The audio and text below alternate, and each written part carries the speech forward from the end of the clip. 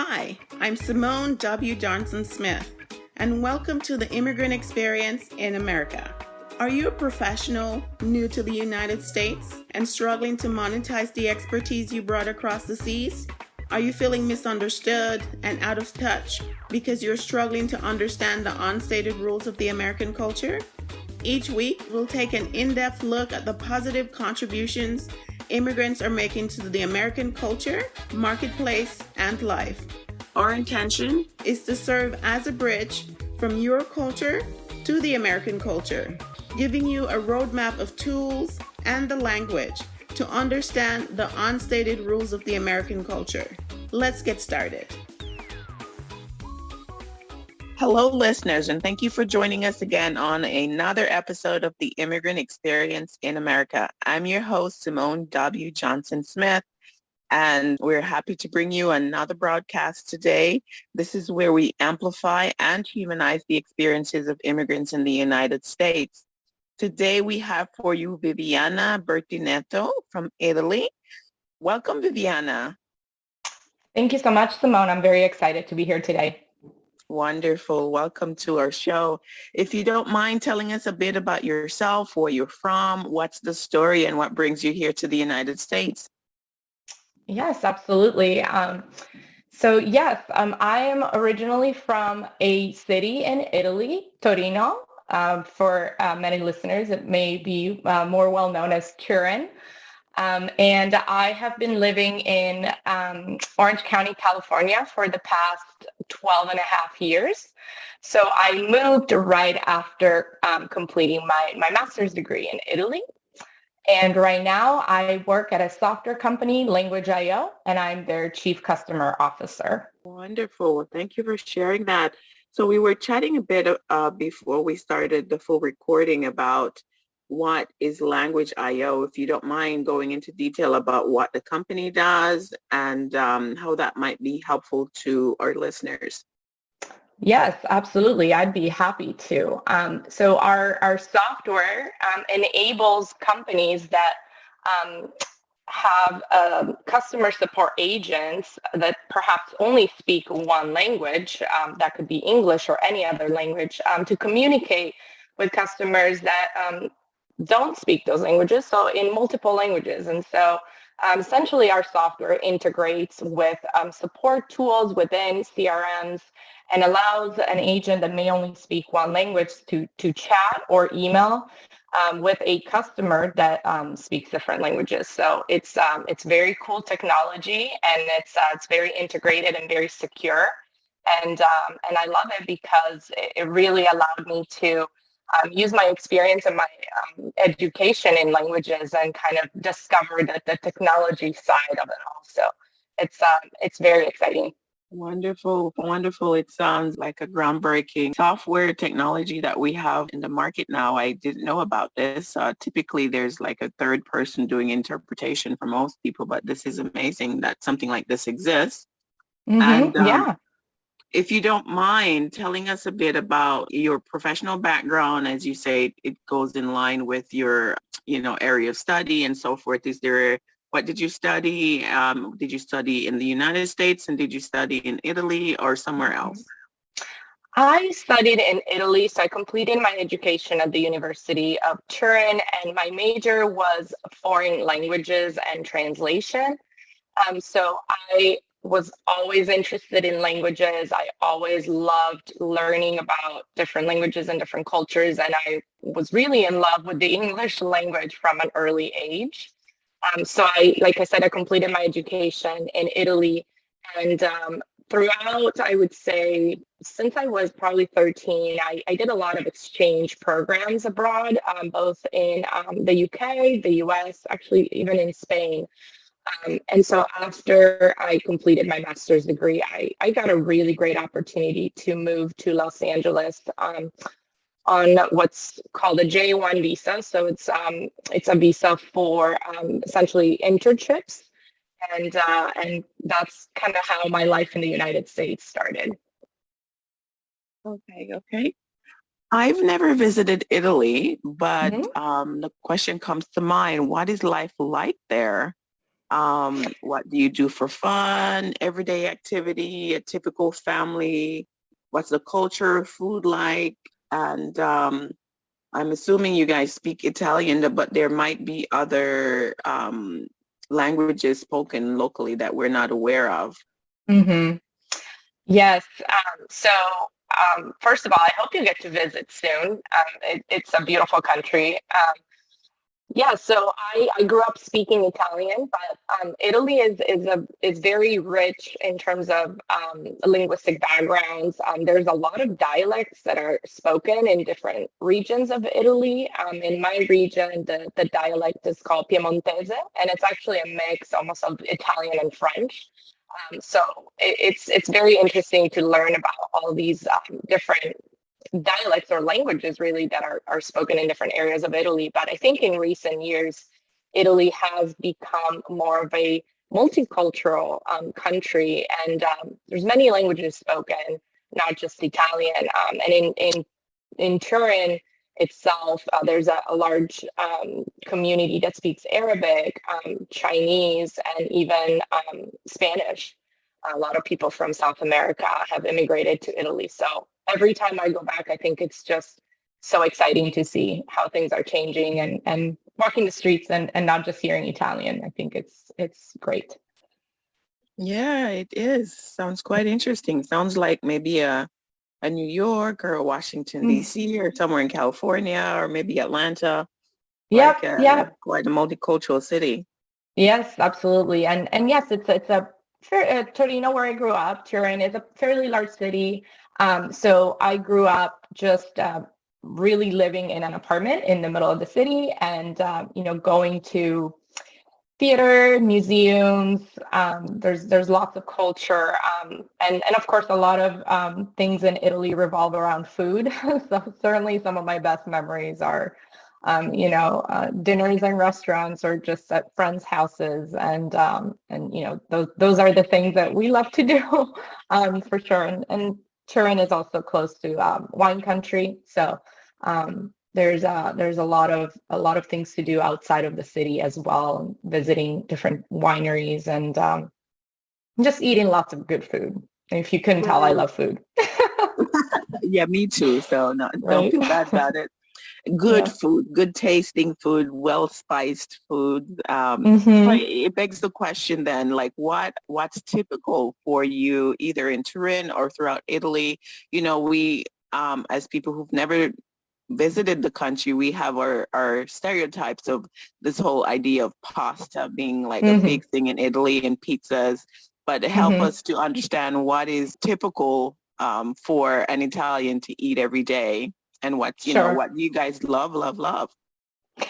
Yeah, I will say, not gonna lie, pasta is certainly something we love to eat a lot. But there's definitely a lot of variety, especially as you go into different regions of Italy. My region specifically is known for meat. So we're actually pretty big meat eaters. Aside from pasta, there's just a lot of dishes just with vegetables. And I think when it comes to pasta, it's certainly a lot of variety in the condiments and the sauces that we use compared to, the United States, where it's pretty much either some Alfredo sauce, which hurts me to even say, or, a meat sauce or a pesto. And those seems to be, the three options, but there's so much more than that. And lots of different cheeses as well. So yeah, a big variety for sure. Right. And I'm thinking of music. Is it, I don't want to make any assumptions, but help us understand, how is Italian music different from like the rest of the region over there? Sure. I would say, I've noticed that the United States is a little bit stuck maybe when it comes to thinking about Italian music. There's a lot of new, very talented artists out there. One that comes to mind, especially for the probably for the younger audience as well, but generally speaking, they're being super successful. It's Maneskin, and they are a rock band. Italy has some really good rock bands, and Just a really good rock scene, I would say. And I grew up going to concerts as well, so definitely into music a lot. So hoping that Maneskin can just pave the way for the US to learn about other types of music that, may come from Italy. Okay. Awesome. So they might break out here soon. I don't know very much about that group, but Yeah. yeah, it's okay. Looking forward to learning more.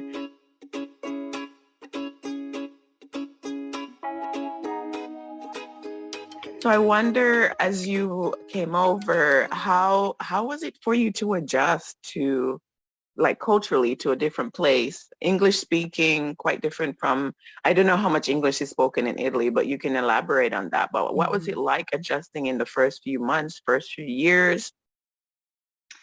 Absolutely. I think initially I was just so excited, right? So willing to just dive into a new experience that I think probably underestimated some of the more challenging times that I, was going to experience.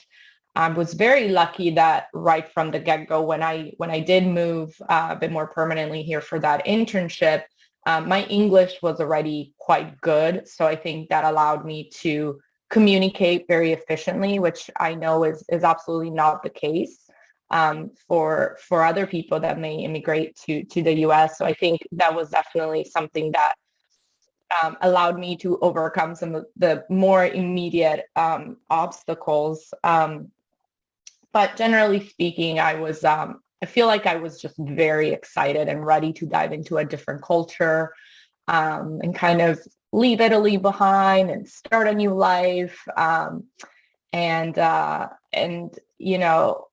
think a lot of what people in Italy know about the United States, comes from pop culture and movies, right? And there's certainly an element of that. I remember, going out in Hollywood and feeling like I was, living in a movie. But there's certainly a lot of other aspects that people may not really know. And as you start your life in the United States, you start uncovering all these different layers, right? And really understand what society is like here. And it's challenging and interesting at the same time. Certainly. I'm wondering if there's a particular reason why have you always stayed in California, and why California? Did you have a support system there, like family, friends, or some other support group there? Yeah, and that's a very interesting question, actually, because I've always lived in California, and it's really interesting. And when I think about the experience and the path of other people that I know that come from other countries, right? And so the reason why I landed in California is actually because when I was in high school, I did an exchange program over the summer with a host family here in Southern California. And I would say that experience was really life-changing because I immediately fell in love with California. And I remember visiting the UCSB campus, University of California, Santa Barbara, and just thinking, I have to come back here and do college here and study here in the United States, which of course I quickly found out was probably not going to be the case, just because of how cost prohibitive it really is, especially coming from outside of the country. But I think from that summer on, I just had this idea in my head that I would move to the US at some point, and it had to be California just because I loved it so much. So I did return a few summers after that because I met other people here, and they, my host family invited me back the summer after. I did then a semester abroad at the University of Santa Barbara. I met a lot of friends, and as you know, that's college is kind of where you start your big friendships sometimes, and you meet people that are with you throughout. And so I think I already had that support system in place, and it just made sense for me to look for an opportunity in the area. Right. And so I'm wondering, how similar is the weather in Italy to California? Is it very similar or somewhat, different? I think the weather in the south of Italy is actually pretty comparable to what it is in California. It has mild winters and not a lot of rain. Where I grew up in Torino, it used to be more of the traditional 4 seasons. I don't know if we still have that given where climate is going, but winters weren't necessarily very, very cold, but it could snow. And it would get fairly cold.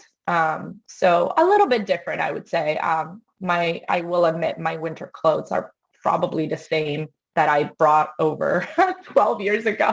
I haven't really had a chance to, visit cold weather as much. So I've gotten by with what I have. Not the cold weather, I'm sorry. Quite the opposite. I was born in Jamaica, spent most of my life there, and I've progressively moved away from winter weather. So Missouri to the Washington, D.C. area, then Atlanta, Georgia area. And I'm looking like seriously like going even warmer because I find it works with my personality, works with, it just keeps me energized and wanting to do things as far as energy is concerned. The dark and the cold is just, it's not for me. So I completely get that. Yes, couldn't agree more. So I wonder then, so you formed some pretty good friendships, relationships, laid a foundation, you came back, you did some studying. What are some challenges that came along the way as life progressed? And, what did you find perhaps maybe culturally shocking as you adjusted to life here? Yes, absolutely. I think, so aside from the practical process, right, that to actually move here, so all the immigration applications and the paperwork part, but culturally, I think one of the things was even just adjusting to schedules. I really am used to eat pretty late at night. And so for me, being invited to dinner at 6 p.m. was a bit strange, I'm not going to lie. I think, even working like office life usually starts way earlier here. So I think as I entered the workforce, I really noticed how different that was going to be compared to Italy. The people tend to take less time off. I think things are changing a lot. So I'm more referring to the beginning, a few years ago, over 10 years ago when I started, but certainly, less bank holidays, just starting to work very early in the morning. And then, yes, being invited out at 6 p.m. And then, I grew up in a city and I was living in the suburbs of Southern California. So life in general was a little bit different, maybe in the beginning, a little less exciting in a sense. But I think just having had experiences in college and having met people before prepared me a little bit for what was to come. But, certainly it was still a very interesting discovery in the beginning, for sure. Right.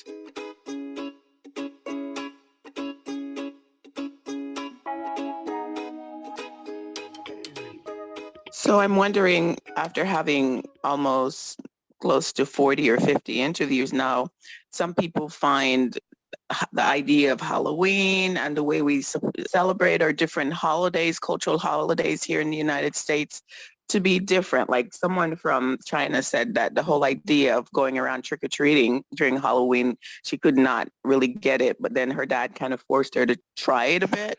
And then she got excited when she realized, like, oh, you're just going to give me candy for free? Yeah. So that was interesting. So I'm wondering, was there anything like that where you thought the holidays were just so different from culturally how people are in Italy? Yes. I mean, Halloween has become very popular in Italy as well, but people don't go trick-or-treating. That's definitely also a little bit strange as well for me. Although I love Halloween, it's my favorite holiday. I also feel like one thing was just finding out other holidays that may not be necessarily bank holidays or time off from work, but that people would celebrate things like St. Patrick's Day or Cinco de Mayo, especially in California. And those to me were a little bit odd. But I think it's because, again, it's part of the fact that America has so many different cultures and backgrounds coming in. And so there's these holidays and these days that have been celebrated throughout the years that, ultimately become just a reason for people to celebrate, St. Patrick's Day, even though you're not Irish, you still go out and celebrate St. Patrick's Day. And to me, it's, it was a little bit funny, but then it just made me think about how it's interesting at the same time, right? And it's, it's something that we obviously had not seen in Italy, at least up to the point where I was living there. I know things are changing, and like I said, it's very exciting to see more cultures as well in my home country. Right. Yes. And so, wondering then, how have you been able to show up as your authentic immigrant self, like Viviana, the Italian, like things that are just very Italian about you and the way you express yourself, the way you go about your day? Have you been able to just, assimilate or accommodate even? Assimilate is basically taking on the American culture and learning much and changing to be like melting into what that means to be, whatever your definition of American culture is. But accommodation is basically you say, okay, this is the way I am culturally. This is how I was raised. I may adopt some American ways, but I'm sticking to how I am as an Italian. How was that experience for you? Absolutely. I think it's been getting better and easier to really understand different types of situations I may be in, and perhaps adapt a little bit to those situations. For example, I tend to be loud. I tend to sometimes, I speak my mind, and just thinking about, relationships and friendships, right? My friends, they know that I can, I can come off as a little bit hot-headed and, speak with my hands as well and just get very heated, right? And sometimes, they even tell me, I don't understand when you talk to your friends and family in Italy, if you're fighting or if you're just having a normal conversation.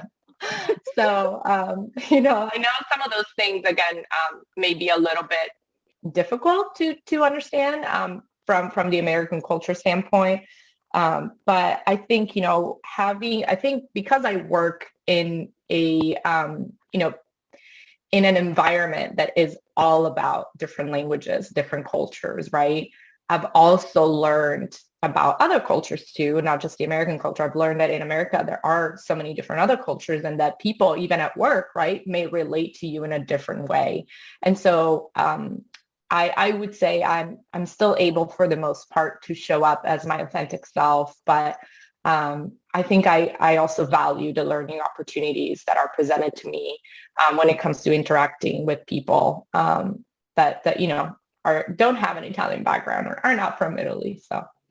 Right. Certainly. Yes. We give and take, right? I find lately I've been expressing myself as becoming this hybrid of my former birth country, my birth country, and my now adopted country, the United States. Right. I find that as I've gotten older, there are things that I become aware of in the Jamaican culture that I don't quite support or like, and some things fall away as I become more mature of an adult. And then I find I've become very American in other ways as well, as I compare myself to other people who are still on the island or people who have arrived after I have. I've become like this hybrid of like both countries. So it's quite interesting. Yes, I can definitely see that. When I go back to Italy, for example, and I do find myself having some, very American behaviors, or like all of a sudden being shocked that things are closed on a Sunday, or, that people actually take a lunch break and close their shops. So it's little things like that. But I know my friends and family usually make fun of me the first week that I'm in Italy because they say I have to reassimilate. Right. I totally get it. Totally get it. So, I mean, you expressed earlier that you find that you're quite expressive when you're with, like physically expressive when you're trying to explain something to your friends or having a conversation. And I find in the Caribbean culture, the Latin culture, and in several countries actually that are considered high contact cultures where relationships and lots of communal settings are more important than, let's say, the task orientedness of the United States of getting the job done before we get to relationships and hanging out. That tends to be noticeable as well. So it's really not just you. So it's interesting to hear that from coming from Italy and that side of the world that you actually do express yourself in a similar way. Absolutely, absolutely. And I think, even with my children, I think I'm very affectionate. For me, displaying affection is not a problem. And I know that, this is not generalizing at all, but I've noticed, people in Italy, they meet each other, oh, you meet a friend, you give them 2 kisses, one on each cheeks, and that can be put off for some Americans, right? So yeah, absolutely. I can relate to what you said, and yeah, I do still express myself that way, and yeah, it can be a big difference. Right. Yes. So as you mentioned children, I wonder what has your experience been like raising children in a different culture from the one you were actually born in and raised in, right? Different value systems, exposed to different types and so much more probably technology and the values that you're trying to instill in your children. I'm a mother as well. Same situation. I was raised in a completely different country, different values, different surroundings. And so now I'm raising a daughter and I'm like, oh, wow. It's a different environment, different things that she's exposed to. How do you balance that and what are some challenges that you might find that are coming along as you're raising your children? I think one of the biggest challenges for me right now, it's certainly learning the American school system. It's completely different from the system in Italy. And I think perhaps because I live in California, there's also pressure about knowing already, where your children are going to go to school, which school are you going to pick? And, where I grew up, it's like, oh, this is your neighborhood school. Like, of course you're going there. And, some people choose to send kids to private schools. And usually it's more of a convenience factor because some public schools may not have after school programs. And so a lot of parents might be forced to choose private schools because they may have longer hours. But for me, that's been quite a surprise as I navigate the school system here to really see how important it seems to be for people from a very young age. So I'm actually trying to put a little less pressure on myself around that because I really would love my children to be able to kind of explore and become their own selves, of course, and then see, as life continues where they want to be. I would love for them to experience life in Italy. I'm hoping to be able to move back for a year or two to give them that immersive experience and have them experience school over there as well. And, people are always concerned that that's going to set them back. And I try to think about, it's going to set them back based on whose standards, right? The flip side of that is that they get to experience their heritage, part of their culture. And I think that's priceless at the end of the day. Definitely, definitely. So you tend to take more of an open mind towards like letting them embrace the American culture. And if because I know some mothers have, they want their children to be more traditionally raised with their own culture. And so at times that conflicts with the American way of things. And so, right. So, my daughter's 4. And so I find that I'm trying to balance, the things that she participates in and what she's exposed to and so forth. And so I guess, we deal with it as it comes. Yes. Yes, exactly. And my son is also 4. And and we've been very lucky that his preschool is actually very open to teach children about other cultures. They have, little good morning songs in various languages, and they have kids that are bilingual as well. There's a few different nationalities represented in this class. So I think I was actually very lucky to find this type of program. I know it's quite rare, and I do recognize that certainly for where I live, there's lots of opportunities, and my kids are quite privileged to live where they live. But nevertheless, I do seek more diversity and more exposure to other cultures, and I certainly wish that they can appreciate and learn about Italian culture as well. It's 100% a priority for me. So it's said that success leaves clues, and I'm wondering, what do you know now that you wish you knew at the start of your immigrant journey? I think it's about scratching the surface. I mentioned that I was extremely excited to move here, and I think at the time, perhaps because of my age, being in my 20s, I was just so ready to experience something new and leave everything behind. But I think ultimately, as you grow into more of an adult, like you said, you learn a lot of things, and I think it's that it is important to build your network, and sometimes it is important to continue to have a network of people from your own country, no matter how much you at the time want to sever maybe some of those relationships, or just because you want to experience something new. I think right now I wish that maybe I had built a bigger network of Italian people, because now, again, I have kids, and so it would make a lot of things easier. I would say, I caught up, so I do have a little network of Italian people here in California that I talk to and that I hang out with. But certainly, I think in the beginning, it was very much about trying to assimilate in the American culture as much as possible. And just scratch the surface, because a lot of things look exciting and look shiny, but they may become difficult in the long term. And we all know, things that immigrants go through. And again, I think my experience was extremely privileged, so I recognize that. But just navigating healthcare, 12 years down the line, it's still a nightmare for me. I still don't get it. I still don't really know why it is the way it is, right?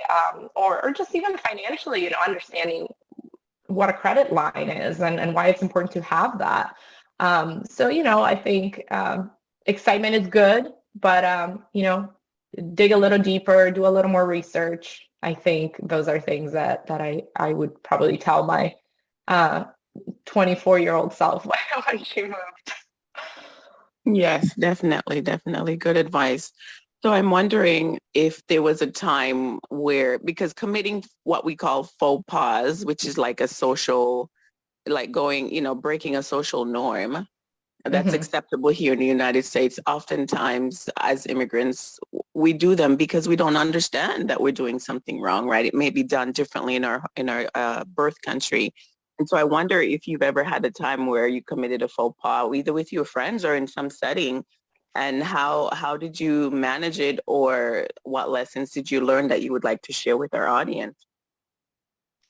Sure. I think I was always very, very open about talking about, social issues or even politics or religion. I think I grew up in an environment where those conversations were pretty normal. But I would say I quickly find out that that may not be the case for a lot of people in the United States. So there have been times when I've had to, take a step back and change the subject quickly. It still happens today, and I think it's absolutely okay, and I respect that. But it's certainly been a learning experience, and just navigating that and understanding that it's okay to not be able to talk freely about certain topics, and that you may still find people that that may actually accept that. It's just that there's a few things that need to happen before you understand that may be the case. So yeah, just learned from some mistakes. Nothing really major, but that's been a learning experience for sure. Okay. And to close out our time together today, I'm wondering if you have any additional advice for people who are listening to your journey, perhaps another Italian, another young lady who is here, and what advice would you lend to her? And then you can go into talking about how people might find your services there at your business where you work. Sure. I would say a big piece of advice is don't get discouraged. It does get better. But again, I think find your people, find your network, Italian people, American people, it doesn't really matter. But find a network, find some support, because it is hard being away from your home country. Again, the excitement in the beginning is usually giving a lot of positivity, but it can fade. So I think at the end of the day, having your village, having your support system, I'm still building it 12 years in. So it's something that's never truly done, would be an advice. And be up to date on everything around immigration. I think also super important,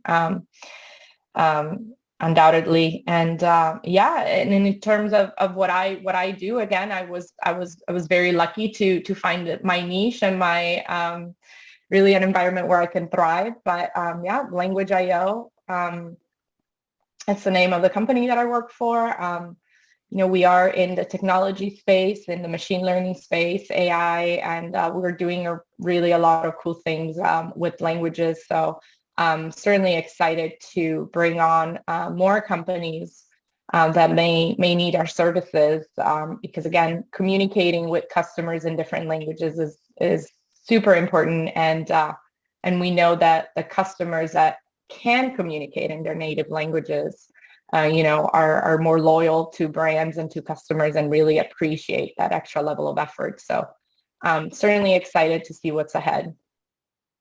Definitely. As the world becomes more, as they say, a global village, and, you can connect and speak with people in minutes from one end of the world to the other.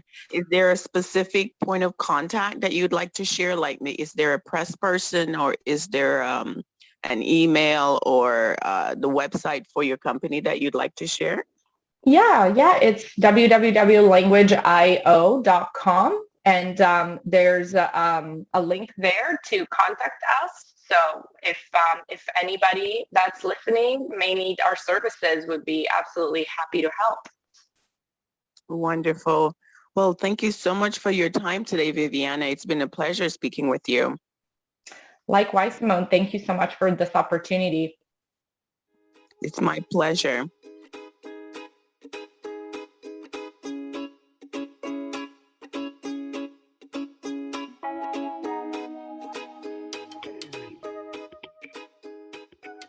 Tune in next week for another episode of The Immigrant Experience in America. As this is a new podcast, we welcome any and all support. If you have not done so already, subscribe on the Apple Podcast app, Google Podcast app, Spotify, Stitcher, or wherever you listen. You can also support us by completing a 5-star rating and review, and sharing our podcast with your friends, family, and circle of influence.